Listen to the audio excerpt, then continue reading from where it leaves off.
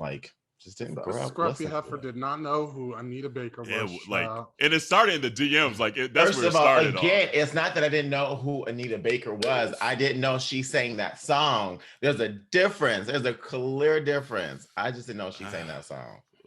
No, not really. There is. Not really. Thank you, George. Thank you. Really. Thank you, George. And dialogue with yourself. So okay, is chocolate. I thought Camo was supposed to hide your booty. I can't even respond to that. I can't even respond to that either. I can't even respond to that because it's a valid question. Honey. I just like how he backed it up too. He backed it up. Beep, beep, beep. It was cracking up. He couldn't even say shit. No, that's right. I was like, I can't even say nothing. I can't even say nothing. She was like, bitch, I just stood up. And I did leg day today.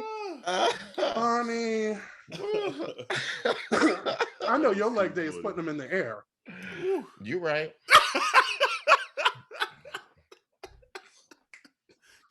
All right. Well, hey, aunties. I am George Daigle with WERURadio, and we are ready to find out what's brewing today.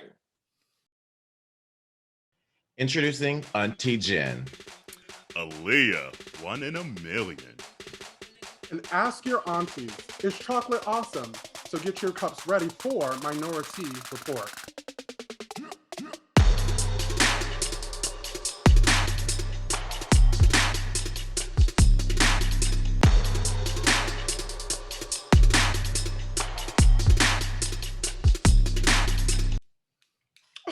Okay, now. Love it. I know that's right. Love it. I know that's right. She said, I ain't on radio for nothing, hoes. Well, hey, welcome to Minoritea Report. It's Auntea Kerel. Auntie Jerrell. Auntea Landon. And she's still here because Dawon's still MIA. Living her MIA, full we know best life. Look, the way she posted, she MIA, we know exactly where We she know is. exactly where she Right. is. Okay. Mickey knows. She like, she's done hit every damn island in Greece. And I swear. try not coming to back? be one of those Is she coming back? sour lookers when I look at people's posts, but honey, Same here. Right. I'm a little bit sour, just a little, just a little. Literally. I angry tapped that like button. It was, Look, this motherfucker's Guess still I in don't over like there. this. Looking Right. looking good and everything.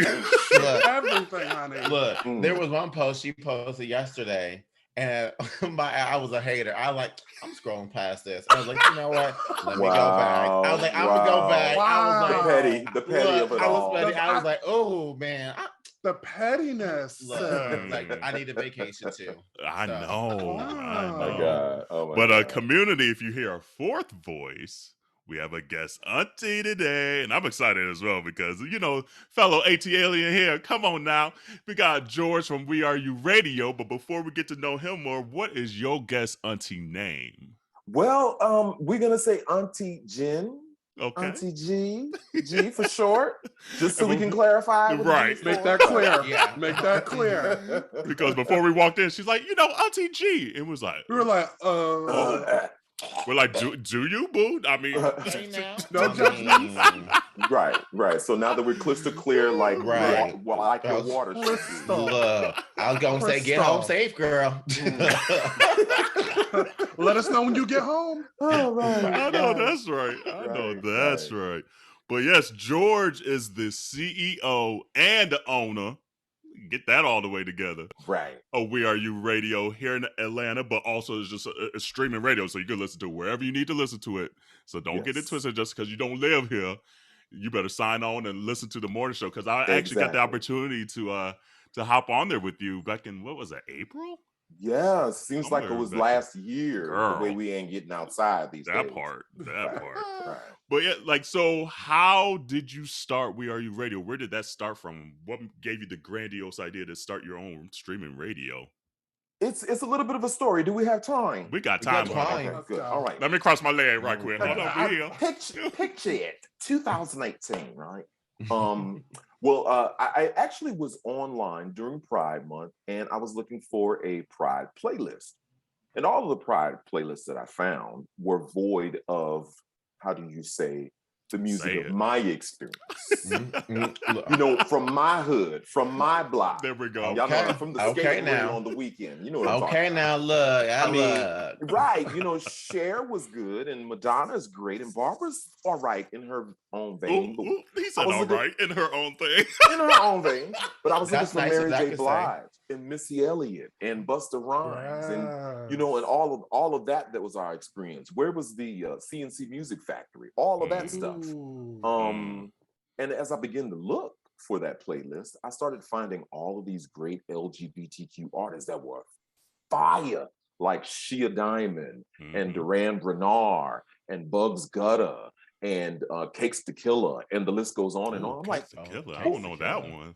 Cakes the Killer. What y'all don't know him? Oh, I know him. Put that down. Yeah, yeah. I know. Cakes the Killer. Down. Oh, that new one with the Beat Villains is amazing. If you don't twerk to that, something is broken in your twerk. You need to damn. But as I began to look for the, you know, create this playlist and find these artists, I was like, wow, these are some great artists, and they will never be heard on regular radio. Yeah. I have a background in radio, about 20 years plus. And so I said, you know what?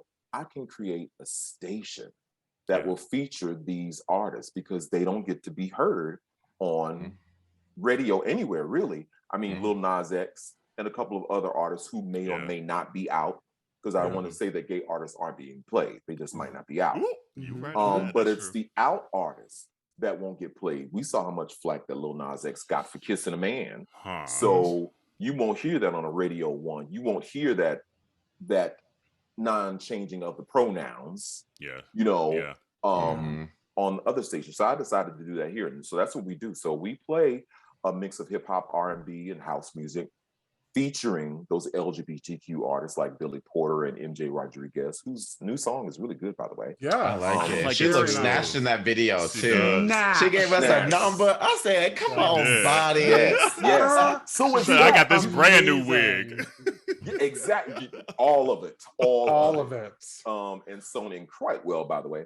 Yes. But that was my passion. Radio is my passion. But then when I saw all those artists, I was like, this is my passion. This is my platform. This is my job. This is what I have to do to give a platform to our artists who speak our language, who reflect us and are bad and fire as any other mainstream. Let me give you both mainstream artists out there. Yeah. So that's what WERURadio.com is. Love that. So you can listen to us on iHeartRadio. You can listen to us on our app. And you can find us on our website. See, I got to plug all that stuff. I know that's right. Plug away, home. I know that's right. And so WERU Radio, all one word. It's the one with the snapping fingers. There's another one out there, but we'll talk about her later. In the meantime, so that's we'll leave her alone. Yeah, we'll leave her alone. So that's how it all got started. Were you always into music? Like you said, radio is your passion. Have you always been into music, even just growing up? I was the kid. True story again. I think I was about 8 or 9 years old, and my first concert. My father was an enterprising Black man. He sold bootleg liquor on Sundays, and so. So, true story, I'm not lying.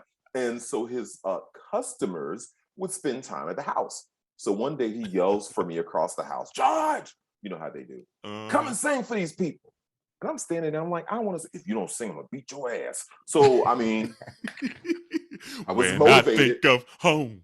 Exactly. So I do the instrumentation, the everything of Natalie Cole's "I've Got Love." And sang that song and made $20 off my first concert, which my manager, my father, took immediately. So I knew that you had to sign your contract before you get on the stage. But yeah, music is always took your singing money. Exactly. Music has always been in my life. Every facet of my life is based around music, and radio is a mutual passion. When I was growing up, I would watch Soul Train. For those of you that don't know, ask somebody. And I would practice interviewing my friends in the backyard like we were on Soul Train. I would ask, and I would practice that, and I would listen to it, and that's always been in my blood forever. Yeah. Oh, come on, Soul Train. Come Yes. on. Yeah, I was for actually those- just watching some videos on YouTube of people who were dancers on Soul Train. They've Mm-hmm. been doing like this series on YouTube where you can meet some of the old dancers and they talk about their experience and how they came to be. Like they talked about like Vivica A. Fox, the little thing on there when she used to be on there for 2 years. And I did They not had to know have- she was on there. They had to have Rosie Wow. Perez on there. Come on, they got Rosie to Perez has Right, done right. one. Yeah, Yep. I forget the Asian girl. She was the first Asian girl that was on it. She Yes. did one too. with the long hair. Yeah, with the long hair. Yeah. Yeah. Yeah. One of the members of Shalimar, matter of fact, two of the Jody Watson and Jeffrey Daniels were both on Soul Train at one time. Yeah, so I just saw Jody Watson at Market Days. And Don't. right. Don't. Here we go. Jerrell didn't know Here we who go. Jody Watson was a few episodes ago, and we had to educate her right quick. This is why We Are You Radio Right. exists. For the We culture. gotta educate her. We For gotta the educate her. culture. You First will of hear all- Jody Watson and all When of our divas. I'm just when saying. he was Lord. he tagged me on Instagram from the Sure Minority did. Report, and I was like, who is this woman? And I was Oh my like, God. Jody. And I was like, oh, that's the girl we talked about on the podcast. Okay, I felt like Keke Palmer when she was like, I'm sorry. I don't know what her I'm name sorry I for don't this know woman. I'm sorry for this woman. I could see on the street and I wouldn't even know who she is. Oh my God. Oh. Oh my God. That's No. literally what Lord I help felt like her. when they talked about it. I was like, Oh, poor Damn. baby. Don't do Well, it, Jody. it's okay. That's your one. That's, That's your your- one. Well, no, he had two. The same episode. What was so the next other one? question. It was Anita Baker. Okay, no. I know who Anita Baker is. I didn't know she sang the song. There's a difference. She didn't know okay? that she sang "Sweet Love" like her biggest hit. That was her biggest hit. What are you talking? Oh my God. Who That are was these gonna- people? That was gonna stay with you for a while, boo. Oh, Like I can't get over it. no. But let me tell you though, George, I know the lyrics to the song. I know She need a I clue. just- That's what she needs. I just didn't know that was the artist who sang the song. But I know the song lyrics. I was singing it. Oh my God. Yeah. Okay. Woo woo woo woo. Woo, woo, Woo, woo, woo, woo, woo, woo, woo, woo. Wow. Oh Lord, but we still love him. We still love him. We still love We still you. we still love you. Oh, or as one of my friends would say, "Oh, you so pretty." Oh, so You I pretty. get that often. You so I do. pretty. I Oh, am you that so girl. pretty. You I so am that pretty. girl. I ain't gonna lie. I ain't gonna lie. So what? Like, so we asked this like in a couple episodes ago, maybe 2 episodes. What's your summer bop? We were trying to come up with our summer bops, and we were like, has it really been a summer bop this year? I don't know. Oh, wow. I know it ain't rumors. Damn. Okay, live Lizzo. The shit, let Lizzo live. My summer bop. Well, you know, I'm in radio, and because everything for me is a blip because there's so many songs. So this week I would say Donda by Cakes the Killer. Oh, see, okay, you keep on bringing up the Wait, Stakes I the think Killer. I- I'm gonna bring this shit. Trust me, that is my Okay. bop, and that was the last, the last project, but Okay. that's been the one I've been gravitating to. But trust me, Cakes the Killer's gonna Mhm. let you have it. Okay. Donda. Yeah. That's Oh, the only honey. thing that comes into my Oh, head. honey, Exactly. when you hear Donda, it's gonna be all this. Yeah. all Oh, this. man. It's a Ooh. Bogan song. It Yeah. is. Okay. You'll be Let able me to get my say sweat get my it's sweat above me ready. now. So okay, so this week is that one. There's no one. I guess there's no one song bigger this summer for you, This or it's song, just hard to remember them all. Oh, at you this know, point? no. Billy Porter's "Finally Ready." That's a good song. That was my bop. That you couldn't. My husband was sick of that damn song. You couldn't tell me I wasn't Billy Porter. You couldn't tell me. Oh, You couldn't tell me. Okay, You now. couldn't tell me. Oh no, that's Good right. job. You had your little That- flowy moment. Oh yes, that was my bop of the summer. That really was. It really was. I'm so here for it. So, here. So are What's you one of your favorite? Oh, go ahead. I was gonna say, what's one of your favorite things about being in radio? Like outside of having, creating a space where artists, especially within the community, the queer community, can share their music. What's something else that just kind of brings you joy in it? You know what? Radio for me, again, going back to my childhood, and I'm only 27, by the way. I know that's right, boo. Yes, ma'am. Radio for me was, life. It was community. It was everything, about me. Going back to that Sweet Love by Anita Baker, I was the guy who was always on the phone, ready to win whatever the next record was that they were giving away. So I was always ready to get the albums, ready to read the liner notes. Y'all young kids, y'all don't know nothing about I missed the liner notes so Me too. Like, so heavily. So you could know what the hell you were singing, because I always hated when I was singing the right words and they were singing the wrong damn words. It still bothers me. Right. But being in radio, marries my love of music to what radio is. So it's like the two are inseparable in a lot of ways. Yeah. Where did you start in radio? Because you say you've been in it for a while. So like where I started, or what city maybe even? So she was 7, if you did the math. That part, right. Exactly. Thank you. I was a prodigy. But I started in Lafayette, Louisiana, my hometown. Gosh, y'all making me really talk about myself. I'm not used to this. I love it. We love it. Come on with it. So there was this radio, KFXZ, and the program director at the time, I could see his face, really handsome guy, Frank Trey. Okay. I would call every week. I was in school at the time for radio, for communications, and I would call every week. Are you hiring? He said, no, call me back. Are you hiring? No, call me back. Are you hiring? Because I was not getting it. I knew I could do this. I knew I could do it. And finally I called and he said, okay, can you come in tonight for training? I guess it was like a little challenge. I was like, sure. What time? So I trained one night with the overnight. I was the love guy. I was the guy you called for your request. The quiet store. Yeah, that was it. Come on, Marco Spoon. Yes. And the guy that trained me, unfortunately, I had no idea, was the guy that was getting axed. Damn. Yes. I learned that was the mode of behavior and radio. The guy that's getting axed is always the one who trains you. But anyway, I trained one night, he was gone, and the next night I was on the air. So shut up. Wow. But you know what though? That's that hustle though, because A, you were ready for it when your time came, and B, you were diligent about saying, y'all hiring? Y'all there? What's up? Right. That's George. Yeah. Right. And a lot of people don't do that anymore. Like sometimes it's just the diligence of it all that get your opportunity. That's fine. Not taking no for an answer. And I was, and he probably just wanted to say, let me get him in here so I can fire him the next day. But But you took somebody else's job. George, what do you find being in radio, being a person of color, being within this community? What are some of the challenges that you have encountered, overcome, in your time in radio? Ooh. One of the main challenges that I see now versus then, now when I started, again, aging myself because I'm only 27. We were working at a time where we were still playing CDs and reel-to-reels. And to produce a commercial, you had to cut the tape and then tape it together and move. It was a whole deal. It was a whole thing. Now you just push a button. But what I see now is that the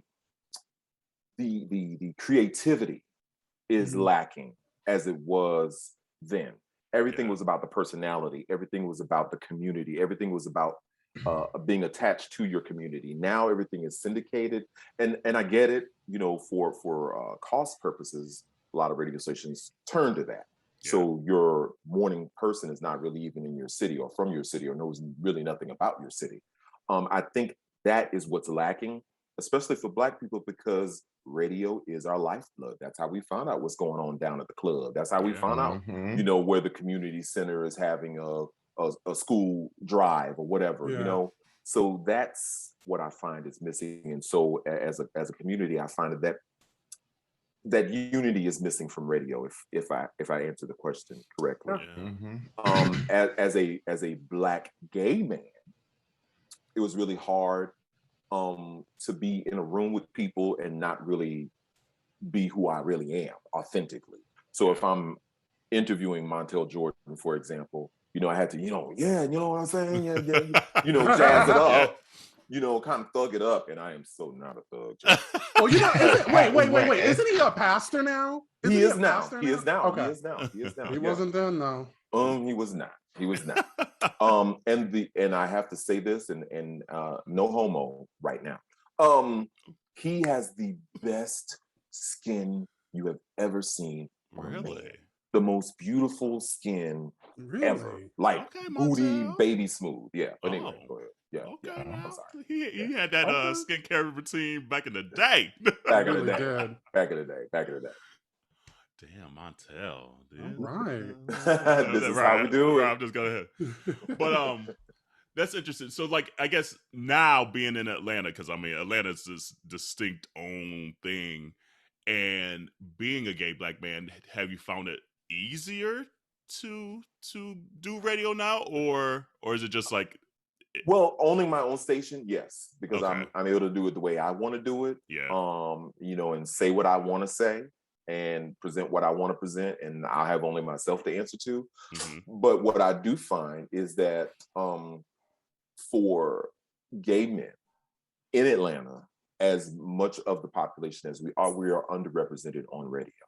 Mm-hmm. And when we are on radio, no offense to those people who are in those positions, we're the comic relief.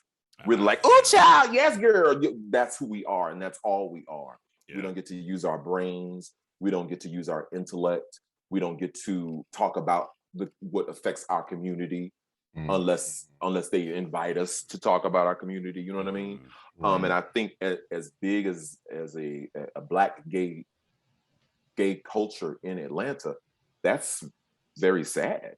That there's no morning person that's openly gay. There's no afternoon drive person that's openly gay. There's no on-air personality on any radio in Atlanta that I know of. Oh, besides the Brat now. The Brat, I guess now she's publicly out.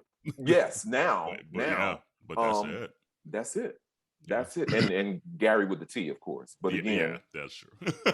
and as much experience as Gary with the T probably has, he's relegated to that comedic little and I don't like that. And there's so much more to offer. That's why Miss Sophia, who you probably, if you don't know her, look her up. But I'm looking to Jerrell for that one. Come on, Jerrell. She is a huge icon here in Atlanta. Yeah. And one of the first things I was like, I want her, because she was on that other station here in Atlanta at one time. Big controversy. Look that up too, Jerrell. But I'm just picking on you, baby. I'm just picking on you. But no, seriously. So when I started the radio station, I knew I had to have her. I wanted her personality and allow her to just be herself and do what it is that she does so very well. Yeah. So now in Atlanta, that is our personality. But overall, nope. Yeah. And I mean, and the cool thing though is like, as much as we're not represented, the one cool thing here, and I guess a lot of major cities have it, but it's just like right now is Gay Black Pride's coming up, and and I love it just because that's finally. It just seems like, okay, we have a moment, and it's like massive. Like every club is like popping and things like that. And even though Chicago, I guess when I lived there, they kind of had some in Dallas. It's a whole nother level here. So, hey, ATL Black Pride, what up? Stand up. It's coming up. It's coming up. A lot of stuff going on too. Absolutely. But I just want to say, you girls, you kids that are coming here to visit, this is the PSA for you. Where's my camera? Which one is mine? Children, I know you come here to party, have a good time, do you, live it up. But please don't tear our shit up while you here. Honey. Y'all come every year and tear our shit up. You right. Stop that. You right. And causing all the fights. People think it's Atlanta fighting. It ain't Atlanta fighting. No, it's not. So I just want to say, you kids, if y'all want to get that fighting done, run up some crates or whatever it is y'all gonna do. Not the crate. I know that's right. Like, do that crate challenge before you get here home. Right. You run up the right. So you can understand what I'm trying to get in your head. I know that's right.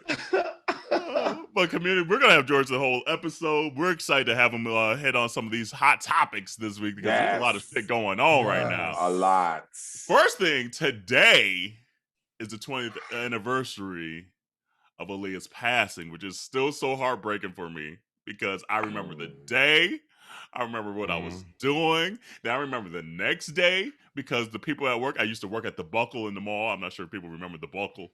And I remember going into work. It was so she died like I think on a Saturday, like a Friday night to like Saturday. Yeah.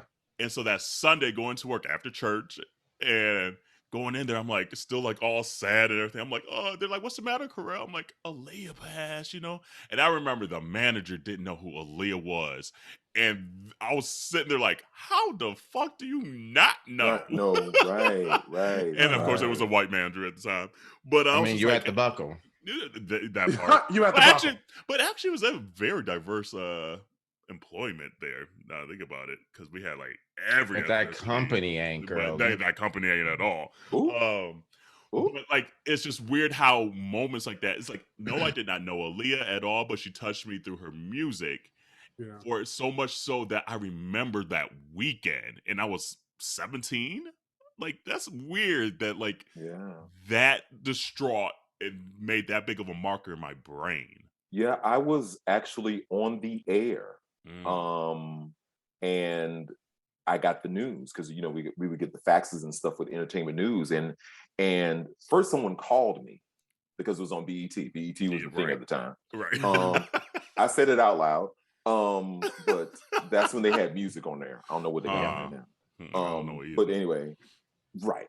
And I remember getting that call, and it just, oh my God, hit me in my chest, like, because she was on the cusp of really becoming a major star. Yeah. Yes, really, really was. And I was watching Twitter, going up the feed, and there was a 106 in Park clip, and she was talking to Free and AJ? Free and AJ, thank you, baby. Free and AJ, and she was talking about, which I almost tear up right now, she was talking about going to film Rock the Boat. Rock the Boat. Yes. And she said, we're going to film it tomorrow. I was like, oh my God. And watching that now in this moment, knowing what happened after was, oh my God. Yeah. And there's a book coming out, Baby Girl, better known as Aaliyah. And in the book, the writer, Ian Dalla, I think is her first name, I can't remember her last name. She alludes that during this whole debacle, which, it was the plane was overweight. Yeah, the plane was overloaded. Yeah. And the captain was severely overweight. And the captain did not want to fly this plane. Now, according to this book that's coming out, that her estate is not happy about, the writer alludes to the fact that one of the crew members, they didn't say who it was, gave Aaliyah something to make her sleep. And she was fully asleep while they coerced this captain to load this plane and fly it. So she wasn't even aware of what was going on. And hearing that backstory just, kind of breaks your heart. And it's interesting because I guess she wasn't even originally going to be on that flight. Like, and I'm trying to remember why I know some of this stuff. Like, I guess she just kind of gathered stuff over time. But like, I guess she wasn't originally supposed to be on that first flight. She was supposed to be on the second flight. And I guess Fatima Robinson, who like was the choreographer, and she still is one of the best choreographers out there, was supposed to be on the first plane, but then like got pulled back for something. Like, I wasn't sure if like they're like to help the director like finish something up, and so she didn't get on that first flight, and so that's how she went on the second flight. And it's just like all these like weird little knowledge nuggets over the years that you're just like, it's just like, what if? And that's actually a song on her album, that 2001 album.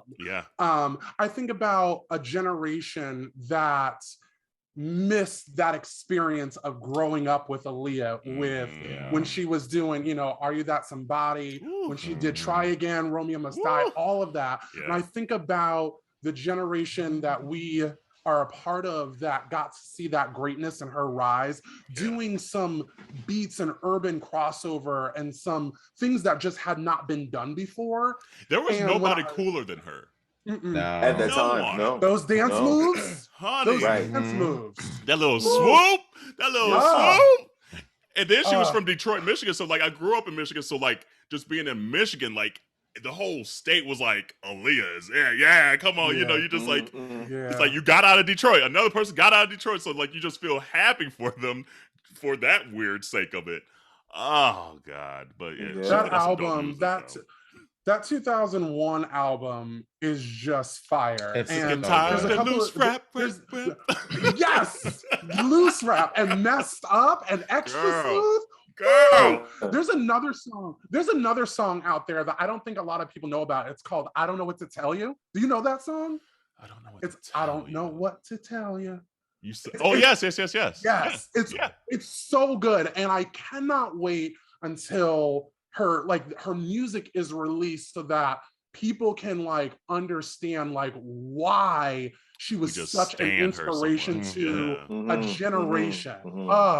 I've been listening to it all day. I still have that CD, the double disc CD that came out where it had it was 2 discs. One was like all her top hits, and then the other disc was like all her music videos. And I still have that double disc to this day. Yeah. And that's the only way I can listen to her music still, because it ain't nowhere else. It's luckily that 1 in a million came out now, so it's all supposed to be hitting streaming platforms soon. September now, soon, because that's a whole nother topic that people don't like to discuss. Is like the whole Barry Hankerson situation, her uncle. Yeah, I don't know quite all the details, but clearly, I don't know if he's the most trustworthy human being on earth.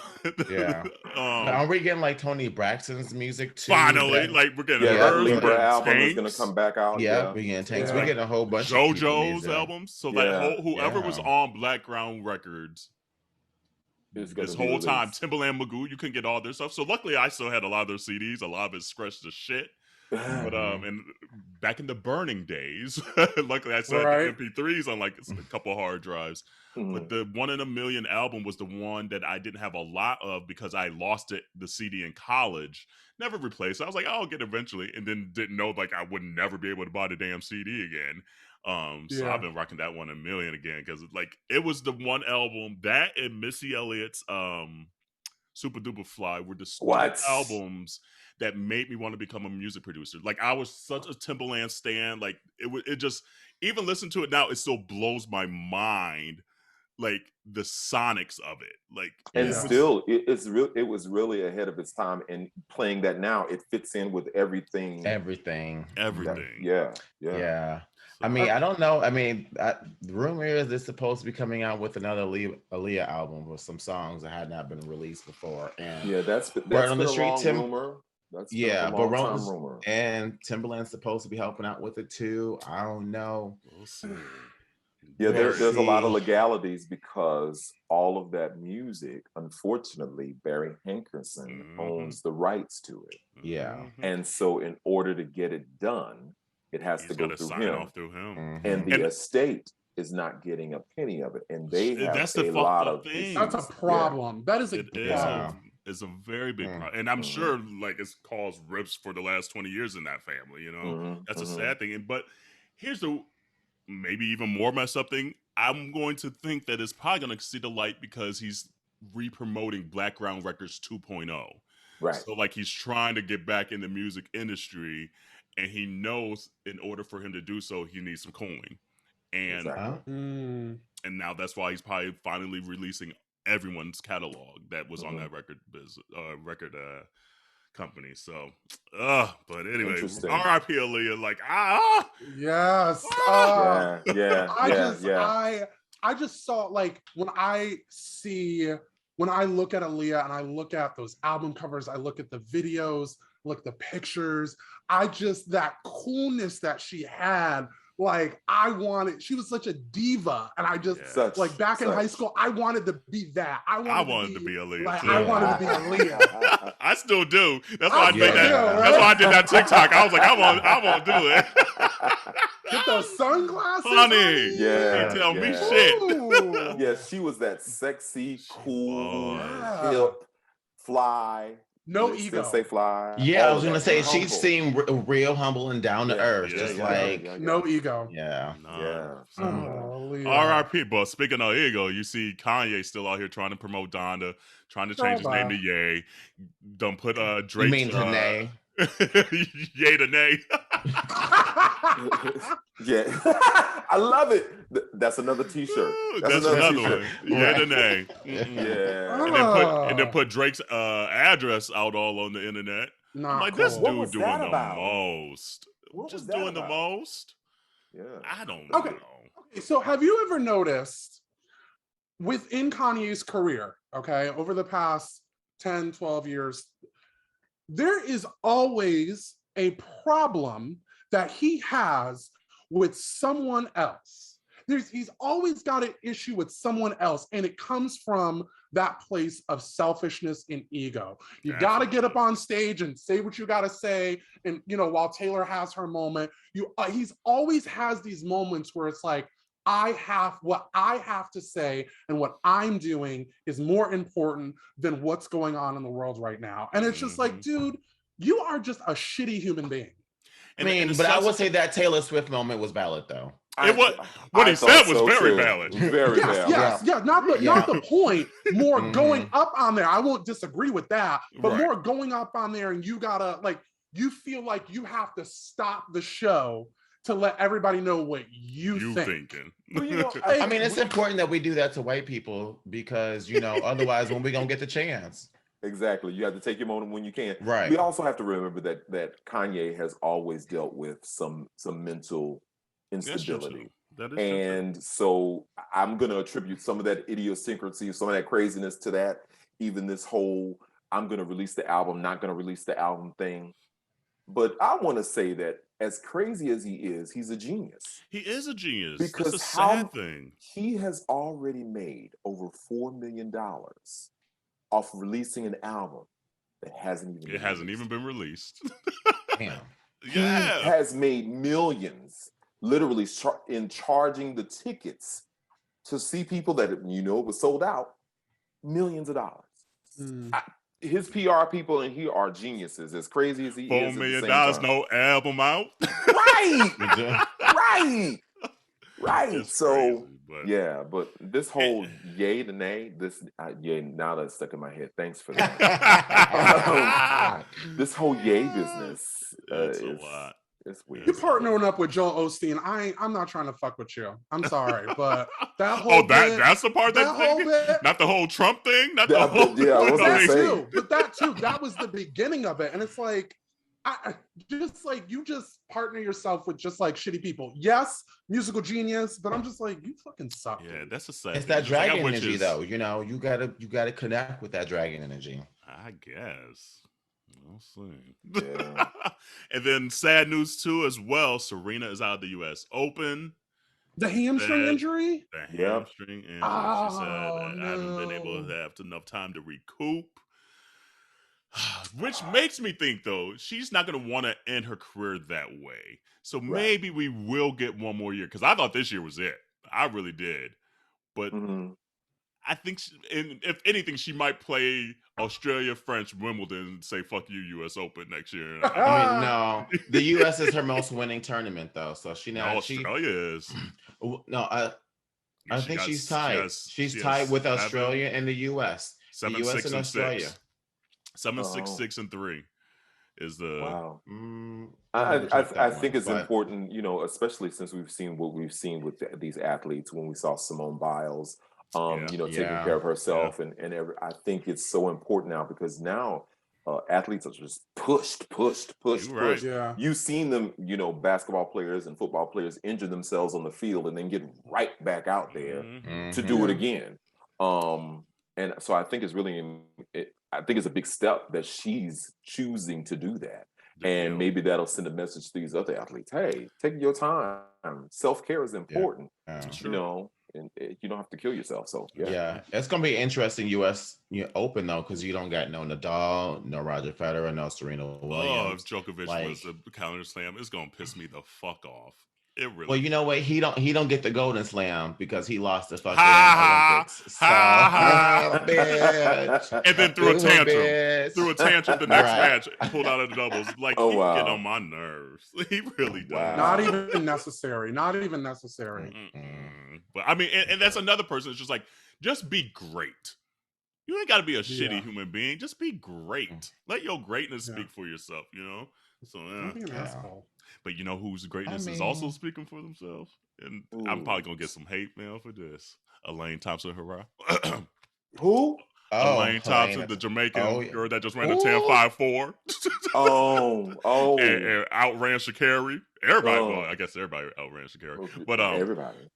And here's the thing. That was hard to watch. I ain't gonna lie. I know. It was very hard to watch. I literally tuned in. I was like, all right, here we go. You know, she ready to eat. And we got that Nike commercial right before it with the nails. She's like, I'm ready. I'll see you at the finish line. And yes, you did see her there. Yeah. Just last. Yeah. Like, and here's the thing, and I don't want people to get it wrong. Talk your shit. I don't care. Talk your shit. I want black women to talk their shit all day. Mm-hmm. However, there's a thin line between talking your shit and putting in the work to follow to make sure that your shit talking is like valid. Mm-hmm. Right. And I don't feel like she's putting in that work right now. And it's coming across like even like today she's trending now because Allison Felix was just on I think Jimmy Kimmel, and Jimmy Kimmel asked her like, do you have any advice for ShaCarri? And she's like, it wasn't even Jimmy Kimmel. It was what's his name from Sports Center. Steven, what's his name? Smith? Oh, Steven Smith. Yeah, he was a guest host. Okay. And just given she's like, I just wish her the best. You know, it was like words of encouragement. Yeah, right. Yeah, because I watched it. She asked her to give her time to hear that. Like, she was like, I think she's in the spotlight, and I really hope that she has people around her and people give her the time, you know, to thrive in the sport and to be around a long time. And then now ShaCarri just got on her Instagram stories literally right before we walked on here, shading Allison Felix, saying like, I don't need your words of encouragement. Your words of encouragement don't mean anything if it's not in real life or something like that. Yeah, so it's just like, you doing the most now, girl. But we have to remember ShaCarri is still young. Very true. Yeah. Very young, and she just might not have. She's kind of been thrust into this position now. Yeah. So she might not have the right people around her to say, "Hey, I don't think so. This is what you need to do. This is what needs to happen." You know, she's getting these deals and being an ambassador for these companies, but probably doesn't have the right people to. Hey, these are what you need to do. And for really young people, and for young people. Real is what she's saying. If you don't talk to me in person, why are you going to say all these words? But it's valid. But the thing was, the man asked her. She didn't just bring her name up. It wasn't, she didn't bring it up. Somebody asked her. So what are you supposed to say? Right. And it I mean, wasn't would like you she shaded prefer her. Right? Would you prefer she actually shades your ass on national TV then? Like, is that what you really wanted? Like, you know, I mean.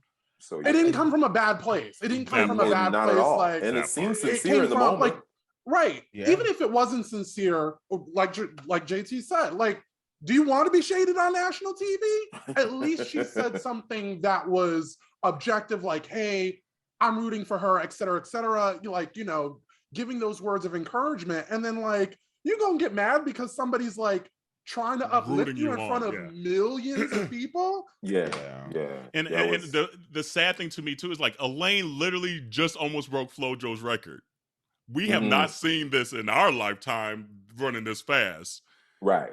And so now the moment has been taken away from her where she should be getting these sponsorships. She should be in these Nike commercials because this chick just had two of the best meets ever. Right. Yeah. Right. And so and all the spotlights on ShaCarri. Rightfully so, ShaCarri was running her butt off too. But now it's just like you gotta put that work in and just hush for a second and let your speak and then talk all the shit again. Because right now Exactly. Humble yourself. You just set yourself up for failure, and people are now going to root for your failure, which sucks. And I agree, she's young. She'll learn. like she's still got a lot of Olympics, so hopefully a lot of Olympics, a lot of world championships and things like that to come. And as she grows and matures and hopefully gets a team around her, that's like, okay, girl, like let's put this work in, let's get this right PR going, let's whatever. Yeah. Right. But you just hopping on Instagram, and especially Allison Felix, who is the most decorated women's sprinter ever. No, men or women. Men or women. Yeah. Right. And the shade her, that's not a good look. You're not going to have people on your I hate to say it, but like, team. who is you? Like, you would have to realize who you're talking to. Like, you are talking to somebody who got a track record, literally, that speak for literally. themselves. Yeah. And where were you at? Yeah. Not So- where she But is. again, that's At that the whole starting young line. mentality, that whole still holding on, and I hate that juvenile hood mentality. Yeah. You know, with all that aggression. Girl, you ain't got It's not And it doesn't have to be- necessary. It's not that serious. It's Not not necessary. It's No. not that Not necessary. necessary. No. Yeah. And she needs to be careful because, like, you know, with this spotlight, everything is about this fucking cancel culture right now. It is. They already tried. She almost got canceled, bringing up some of her old tweets. You know, from when she was like 16 years old. Mhm. You better be careful because now you a grown man. There ain't no, oh, well, she was a kid. excuse right. anymore. Watch Yeah, what's coming out yeah. your mouth because they will try to come for you and cancel you. And when that's happened, boo boo, I'm sorry. Ain't much we nobody can do gonna after care. that. Yeah. And look, everything in this age of technology, everything is on TV, internet, Twitter. Someone will find what you said 10 years ago and put it out there. So be careful what you say and what you do, because that's like, it's out there, and you're at some point gonna have it's out there forever. And at some point, you're gonna have to answer to that. Yeah. Whether you get to that level of greatness, when you finally start putting in your work and you talking all your shit, at some point, someone's gonna be like, oh, let's pull up this clip of you 10 years ago. Yep. They are quick to do that, especially for Black folks. So heaven forbid they pull up mine for 10 years ago, because let me tell you, don't let it be Auntea Landon, because she will pull them up real I was quick. about to say those receipts are in her phone. All right, she's like, hold on, let me look at this folder. This I'm the bone collector. I gotta buy my receipts. Oh my! Let me be nice to you, Landon. I'm gonna be real nice to you. As long as you keep that shade on Jerrell, we gonna be good. But I'm team ShaCarri. I'm team Elaine. And here's the cool thing: next year we get a world championship. The following year we get a world championship, and then we get another Olympics. So the next 3 years about to be hype in track and field. And so I'm here for it. And Elaine's in her prime. Like, Elaine might break this record. Elaine ain't bullshitting right now. No, she She's ain't. not bullshitting right now. And she's the only one to go back to back in Olympics with both the gold 100 and 200. Not bullshitting. Yeah, better watch. Right. So I that's where I'm just like, that's why I keep sticking up for her. A lot of people are like, oh, you're just trying to put ShaCarri down. I could bring ShaCarri and Elaine up. It could be an A.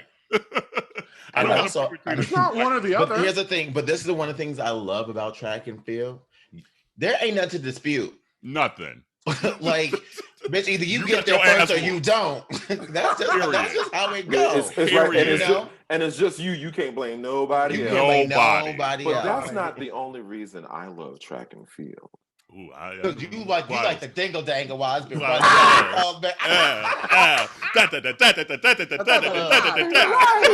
Look at the pace. He's just running so fast. And then they show that replay and it's in slow mo. You like, right. I'm like, oh Jesus, you are a good Lord. You are a good Lord. While they're standing in their place, I'm like, oh, Jamaica look like he gonna win. I know that's right. That's literally the only way I can watch track and field, because Corey's like, that's how I pick my at least I favorites get to see too, I ain't Dick. gonna lie.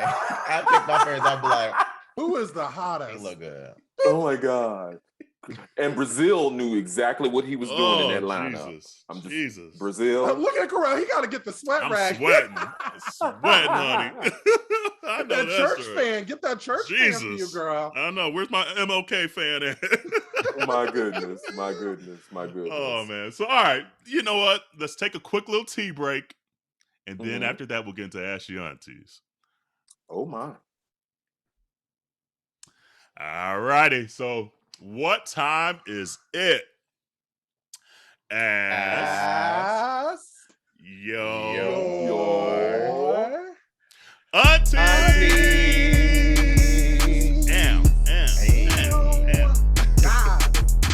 All right, who has it this week? I do. It says, "Hey auntie, so I was talking with a friend, and as a compliment, or so I thought, I referred to a black man as chocolate, which they said was rude and degrading." Bitch, you right? I'm wondering if it really is. Chocolate is awesome. So aunties, if someone called you chocolate, would you take offensively or see it as a compliment?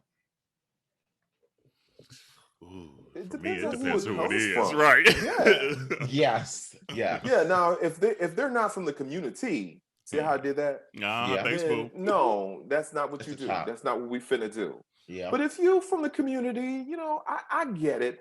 I think for some people, the whole chocolate thing, maybe, you know, you're talking about my skin tone rather than the way I look. If that makes sense, it might be a little bit offensive to somebody who sees it. Oh, because I'm dark skinned, I'm cute. More You know how they say, colorism than anything. you know how they say, oh, you're cute for a dark girl. Yeah. Oh, you're good looking for a dark man. You know, that kind of thing. Yeah. So that might be offensive to some people, but if it's from the community and you tell me that, I'll eat it up. Eat this Hershey. Right. I know. You know? Eat this Hershey chocolate bar. I know that's right. Right. Dark Love it. special.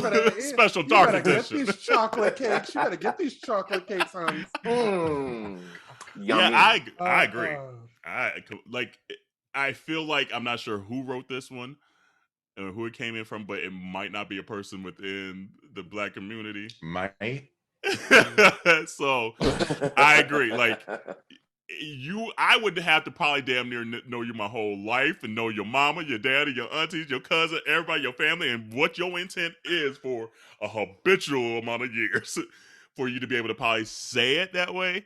I don't know. Like, I never really had a colorism thing about myself because, like, my family has like the widest range of color, so like we just like love all of our skin tones. So call me chocolate. Go ahead. I know it's delicious, huh? Look at it, boo. Right. How about it? How about it? So that never really has bothered me, but I think it would bother me if I just didn't know the intent. And like you said, if you weren't part of the black community, quite frankly, because I don't know if you get that right to say it. And if you do, I have had to know you damn near my whole life for you to be, for me, maybe to be comfortable with you saying it. And you probably shouldn't be that comfortable from the get-go. You know, we might have had to have a conversation for you to be like, hey, Kerel, your skin looking like extra Hershey today. Can I just say you look chocolatey? Okay, maybe today. But that might, and it can't probably be in front of like a group of people either. That's between me and you thing, because I don't want you to think you can say that to everybody. Exactly. So, and then I might have to tell you that, but hey, you might not be able to say that to everybody, though. Right. Like, we're going to have that conversation. So, I take it as a compliment, especially if it came from within my community. If it came from someone outside, there's some stipulations involved. Don't say that shit to me. Don't say that shit to me. Don't do it. Auntea Landon said, "No, ma'am. No, ma'am." And I guess maybe I'm going a little bit deep into this, but this, depending upon, I guess, the relationship, like Kerel mentioned, you know, there's this objectification, you know, with Black men, you know, all of those terms, and I think that this borders that when, if I were to have a white friend say that to me, I'm like, at what point did you think that it was okay to say that to me? Like, it just doesn't vibe with me. Even if the intent, you know, comes from a good place. I'm just putting it out there on this podcast on Wednesday, August 25th of 2021. Do not say that shit to me. I will read you for filth.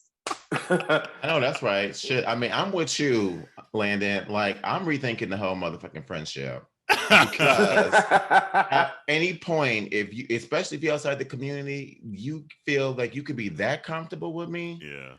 That mean I ain't read you enough. Say that shit to me. You know, like you ain't, you know, like you obviously missed a couple of classes. Right. You know, like your mom, like, I ain't one of your little friends. You know, like that's the dynamic. I'm not one of your little chocolate bars. Okay. Right. Exactly. Okay? Right. If I'm not saying, you know, that's fam, if I'm not calling you fam, yeah, you don't even think about it. unless I say this is family. Yeah. But I mean, I just have to say this. He said, chocolate is awesome. Bitch. Yeah, that line is a little much. I don't understand clearly how you going. when you read the line again, I was like, clearly they're not from the community. No. And how you gonna sit there and say like chocolate if you got a sweet tooth, and compare this to a black man? This man is awesome. You don't know this man. How you gonna even put two and two together? I don't know. It's just too much for me. Jerrell, I can never in a million years imagine saying something like that to you as close personal friends. George, you and I just met. I would never say anything like that to you. I just don't see what does that have to do with anything. And I think we know that. I think a lot of people in the community know that. But with that said, though, you've heard people in the community say like, look at like Morris Chestnut looking like a milk dud and stuff. Like it's been implied and out there for many years. And I'm good with it within the community. I am like because I feel like we understand, and like again with like the colorism too within the community. I think it's just another way for us to just give like an example of something that's just so fine, you know. But for someone outside the community, I don't.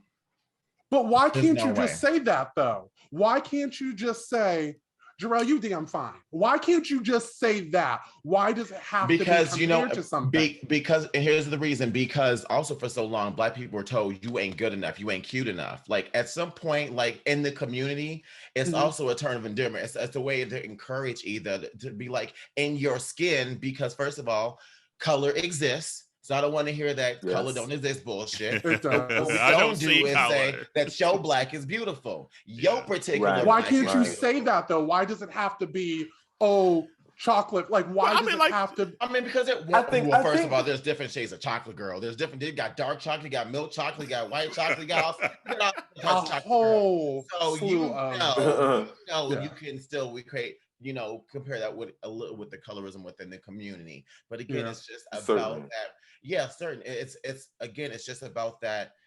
Your skin color of brown is looking delicious and live in it, and I want it. You better work, bitch. I am here. Say that. I don't need the chocolate reference.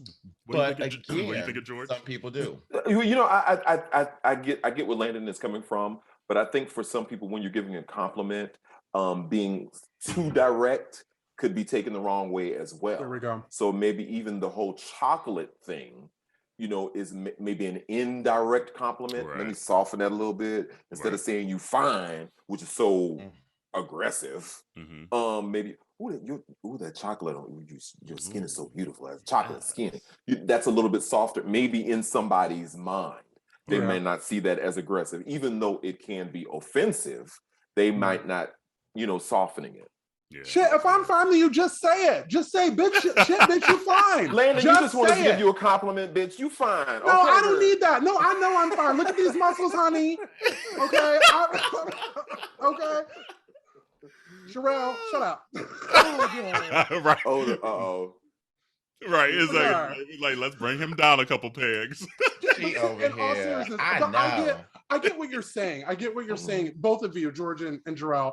I guess when I'm complimenting someone, shit, bitch, you fine.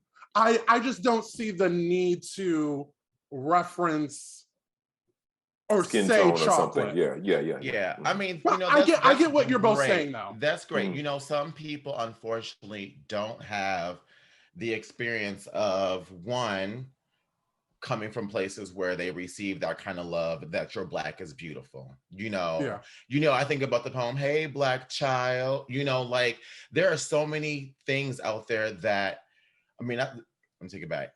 Not everyone had different type of representation to help them feel comfortable in their skin.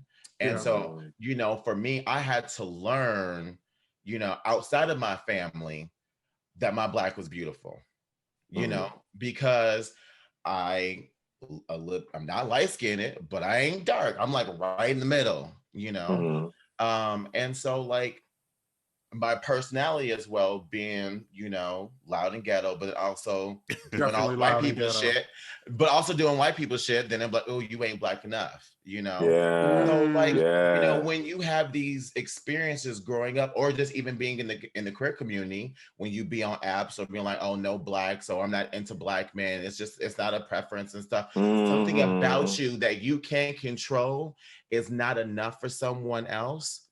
Hearing a compliment saying that your black skin, something that's who you are, that's a core to who you are as an individual, is amazing. And I love that about you.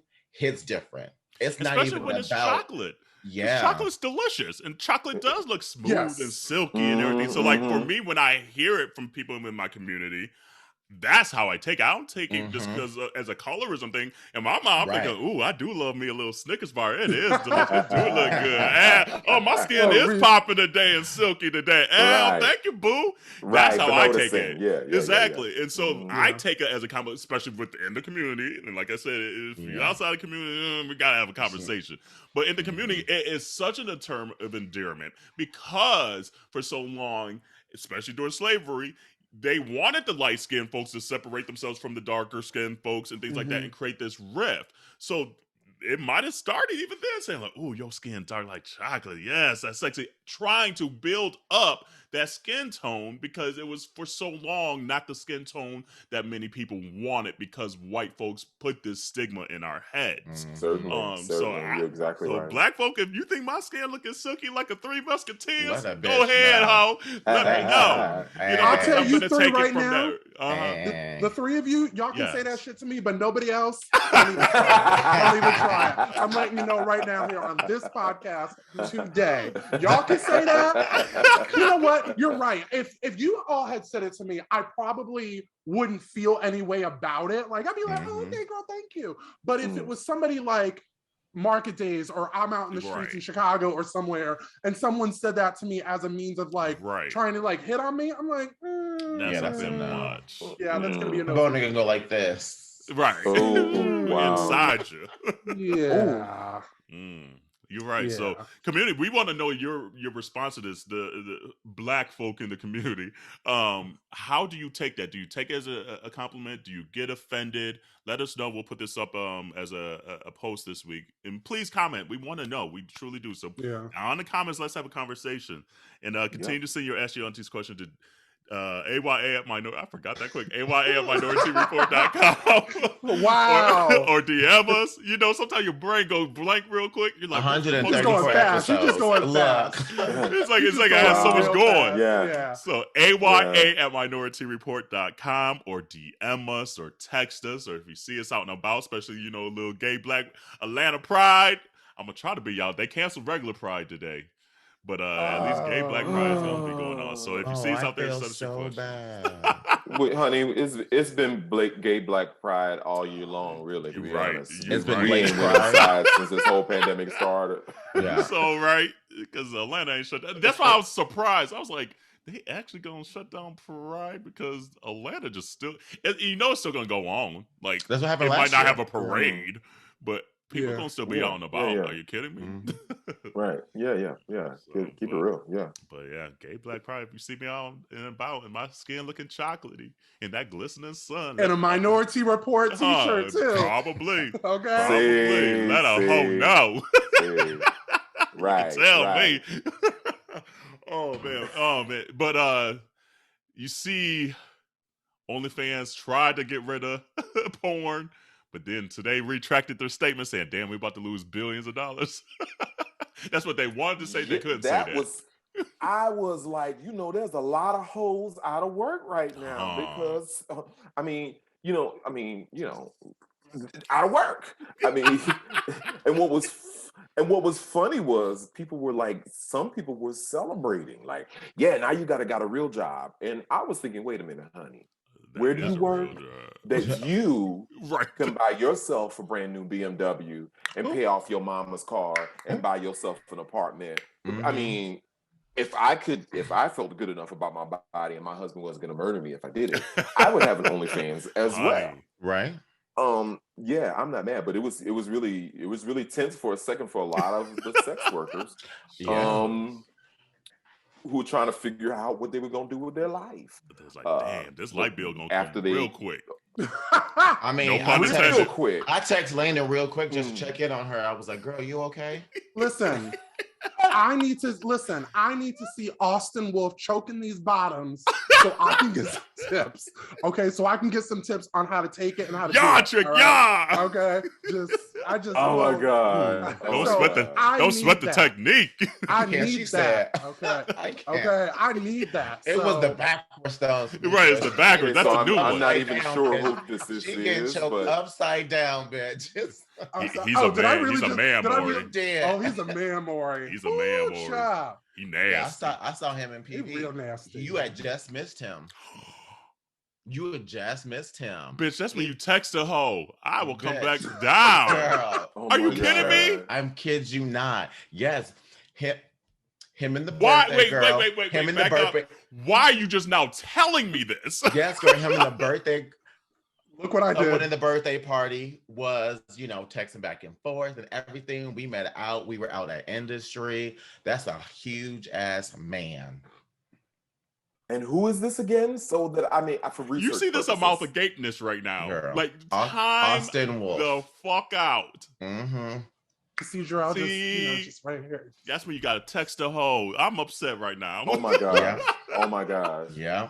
He's a whole ass man, George. So is he on OnlyFans? 6'5", 240 pounds. Just you know what? He could pick me up and throw me across the room, and I'd be okay with that. Wait a minute. Well, I don't know if not the third. Yep. I had to think maybe. Yep. I'd be like, that's hot. So he's on OnlyFans. Is he a star? Is he like? Yes, absolutely. He was the first person. He was the first person on OnlyFans to actually start the whole trend for porn on OnlyFans, and he started his own version. Like I think it's like For My Fans. Yeah. But yeah, he's in the entertainment. So he chokes people. I'm trying to get the 411. So he chokes people. Landon, that's his thing. Landon, what does he do, Landon? Yeah, Landon, tell us. What does his I'm profile sorry? say? Well, it's not what his profile says. It's what he does behind that profile in the videos. And so in some of the videos, I'll put that out there. I don't care. In some of the videos, he's out. Tell us about your favorite one.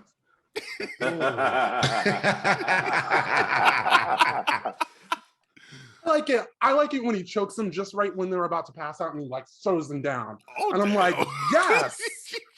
Girl, you done made me spit on my water bed. Not no. Yes. I'm just like, oof. So clearly choking is your thing. It's not like I don't want it's not my thing. Listen,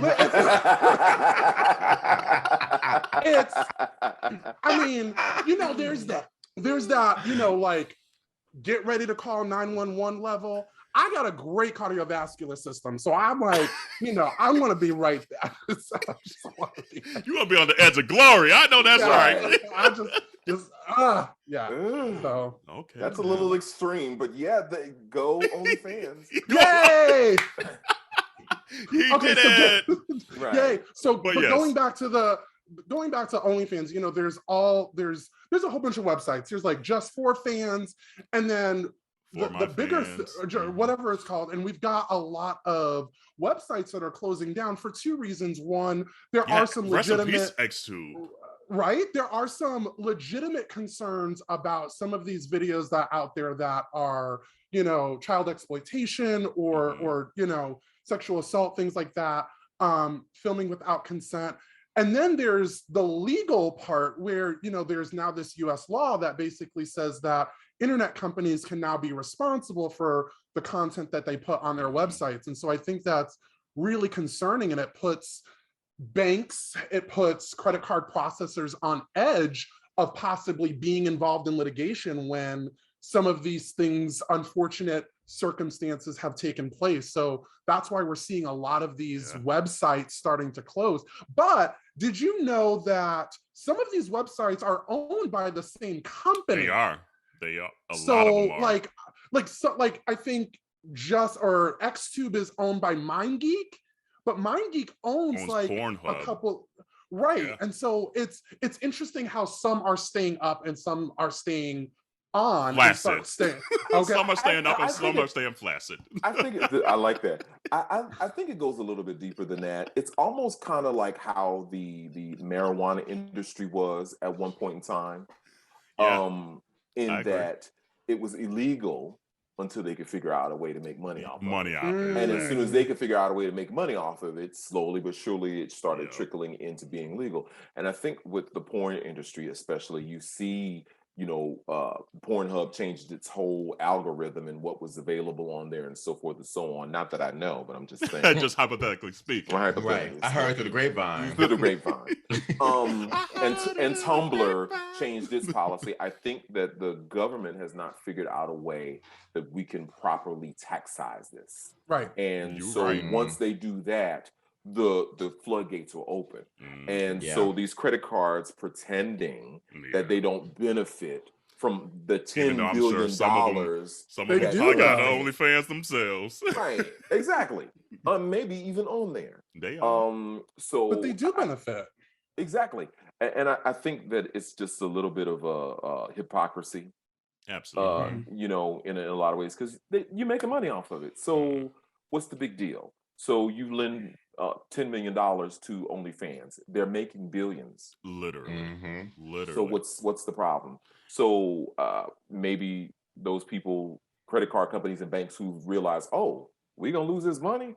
Well, don't worry about it right now. They backtracked real quick. Real quick. Yeah. And it kind of showed you, even though like For My Fans, which is owned by Austin, and he might run into the same issue because at some day he needs a banker and processing. So, I was about to say, like, that's why you need to own your own shit. But at the end of the day, it sucks to still be tied to some of these banks unless you have like an LGBTQ or a porn bank or a black bank, whatever it may be. Oh, that's the thing. Porn bank. Oh, yeah, that's great. Let's work on that. Minority Report property. Thank you. Here we go. I knew that was coming. The porn bank. That's what I used to call the little memory, for your little spank bank. Your spank bank is a porn bank now. Oh my God. See. Oh man, but yeah, I was a little upset. I was like, damn, there's a couple I like on him that we know. Just gonna disappear. I know. I sent y'all them. Bitch, you sent them pictures. I said, that's a dick. Wait, I was like, mighty like oak. I had to take my glasses off. I was like, oh my. I can admit that there's one on. Well, there's a couple. Give it to us. Well, there's only one I'll tell you about. There's this guy. No, his was now it just jumped out of my head. Chino Black. Ooh, let me write this down. Chino. Yeah. Let me look up. Let me look up bitch. Look, the girls got silent. I like how we all looking it up. You said, the one I like is that Diego Barros guy. Diego Barros. Brazilian. I have to say these days, I'm not as familiar. So it kind of comes up on my Twitter feed. That's what I do. Twitter's it. Yeah, Twitter be like on it. Like OnlyFans is that's the commercials for OnlyFans. Right. Right. So yeah. Yo, they only charging like $7.80 for 31 days. That's a deal. That's a bargain. But I'd be mad. I'd be like, ooh, $11. I don't know. But 50% off sale for the next week. Okay, girl, get that $4.99 or something. Yes. What are you gonna get them all in the next 48 hours? Like, right? It's like subscribe. Thank you. Wow. I mean, I'm not subscribed to this one. They're not getting my money. I got bills, but that's not a bad deal. That's not you know what? And you do what you got to do. You got to do who you got to do in order to pay those bills. So I mean, and if you're making bank, because remember when Safari and Erica, while they was making these babies, y'all saw these babies get made. Do y'all know that? Y'all saw these babies actually get made on OnlyFans. I had to wrap my head around that. But damn, you're right. Damn. Right. Damn. It just hit you, Jerrell. Damn. But they were making $250,000 a week. Yes. Wow, where you do that at? Tax free. OnlyFans. Right. Tax free. No, well, they do have to pay taxes now. They do now, have to I will pay say taxes. that. Do they? You got to pay taxes. But you Yes. can write so much off. Exactly. Yeah. You're self-employed, your oils, your lubes, Get your it off, rubbers, write it your off. condoms, your lights. Get it off and write it off. I know that's right. Get it off and write it off. That's another T-shirt. Right. Damn Come it! on, Yeah! damn. You heard it right here on Minority Report. You heard it right here on the Minority Report by Auntea Landon. We got a whole new collection coming out. Damn, we ain't even dropped the first one yet. That was coming up, so damn. Can't even keep up. Add it to the snickety list. snack. Oh, write it off snickety and snack. get it off. I know that's right. But before we get out of here, though, important kind of just like bullet points here. Stop killing Black trans women, please. Yeah. Like we so done. In our community, we need to stand up for them. We need to stick up for them. You hear people talking out the side of their neck about that community. Stick up for them. Like, we need to stop this because it continues on. There's, I think, 34 Black trans women were murdered this year so far. 34 or 35. 34. So it's just like, I'm tired of opening like my Instagram. I'm tired of seeing it on the news. I'm just tired of it. Stop it. We need to protect our community. This John Lewis Voting Act, we need to call our senators.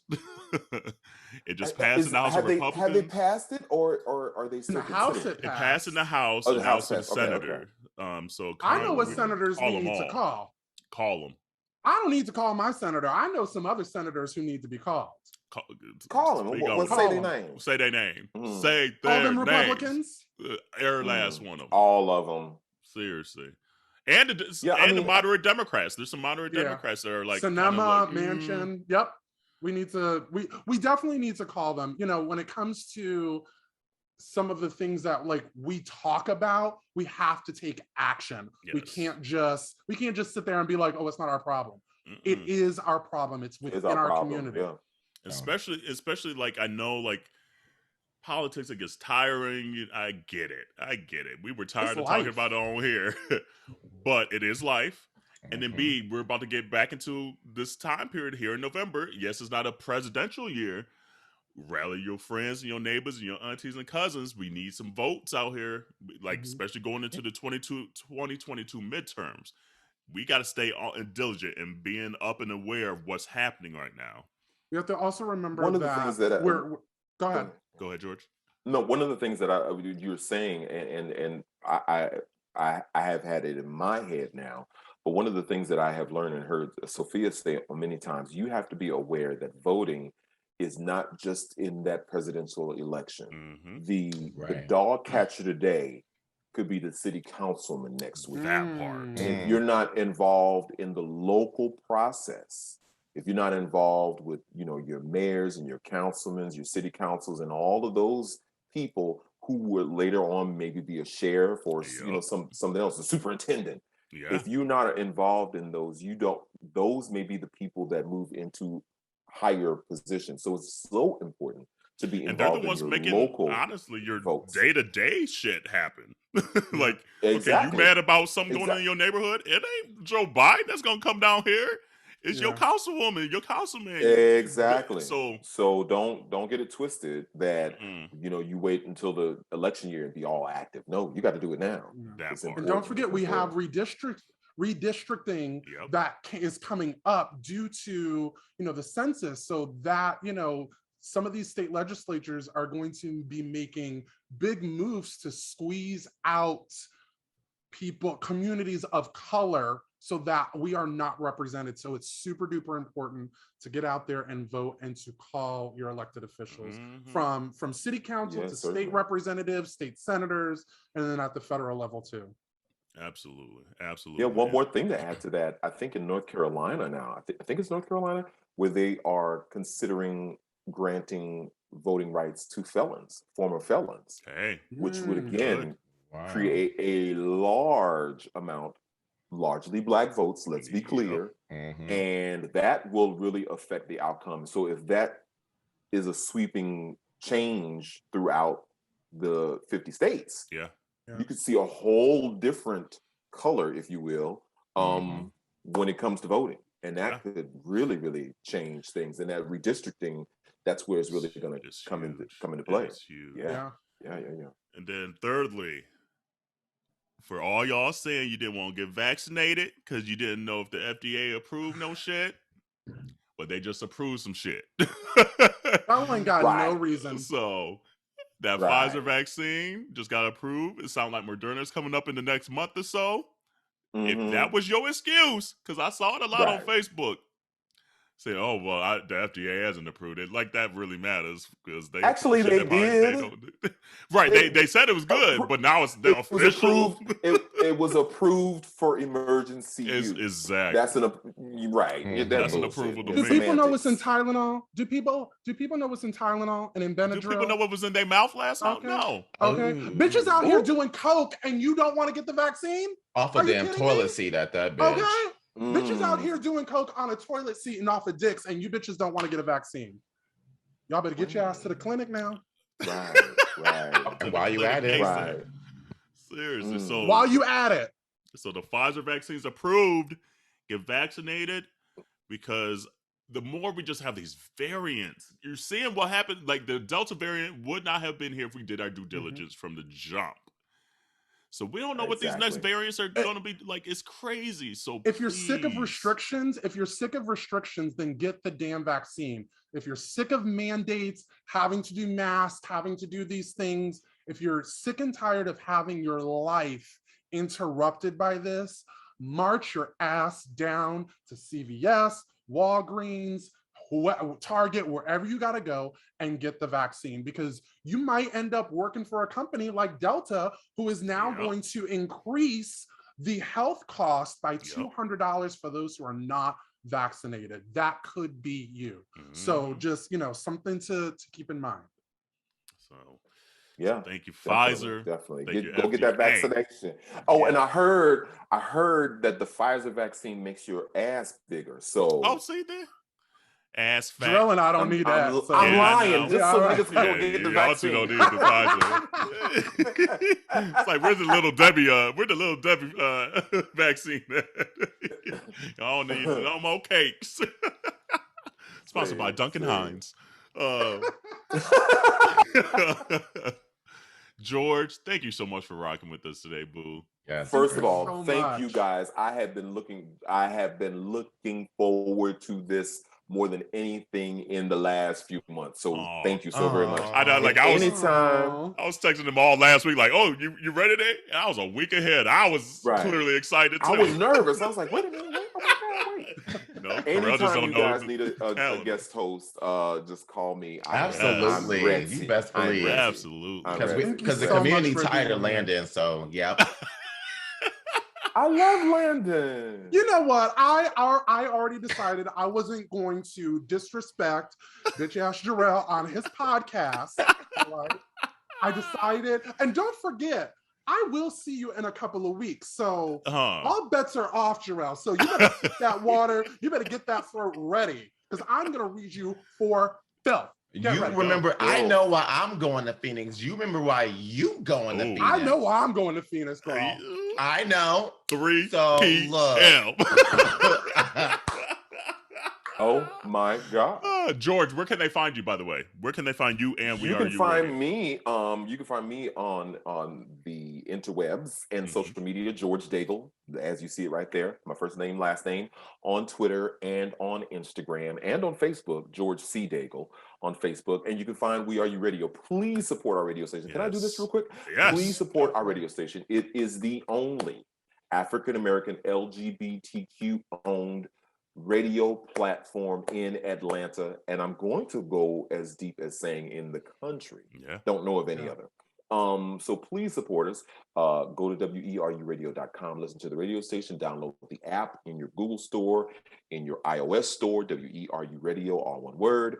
And then if you're an advertiser, if you own a business, hey, advertise with us. We have over 10,000 listeners monthly. Yes. That's a lot of listeners. Yes. And so a lot of opportunity to reach those people who would come bring that money. There is over $13 billion in average income per state in the LGBT community. something like that. Something like those numbers may have changed. But yeah, so if you're looking to reach that market, and we keep saying support Black-owned businesses. Come on now, Yeah. You heard them. So come on, support. Right, we need support. We need support. That part, like a good bra. On these hot streets. Yeah, I know that's right. It's hot outside. Girl, it's so hot outside. But hot. community, That's continue to just stay safe. Ooh. Please stay safe. Wash your hands, wash your legs, wash your ass, and we'll see you next week. Thank you, aunties. Bye. Bye, Bye, guys.